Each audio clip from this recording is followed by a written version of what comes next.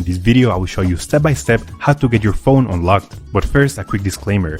We will not do any type of illegal unlock, and we will not use any type of hacking tool in any way. The network unlock will make your phone compatible with any SIM card. I'll show you the best and the easiest way to remotely unlock your device, meaning that everything is done over the air, no cables and no software required.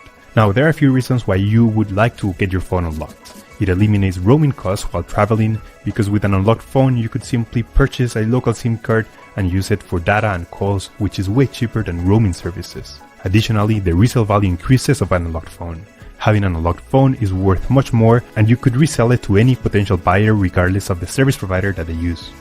You can unlock your phone even if it's under an active contract with your current service provider. It is 100% legal, safe, and there is no harm to the phone. So with that said, let's begin. Step 1. We need to get the phone's IMEI number. We get it by dialing *#06#. As you will see, the IMEI number will show up in the screen. This is a 15-digit number, and we will use only the first 15 digits. This number can also be found in the box or in the settings of your device. Step 2. Now we need to grab the computer, and we're gonna go to the following website. In this website, we will request the unlock to unlock this phone.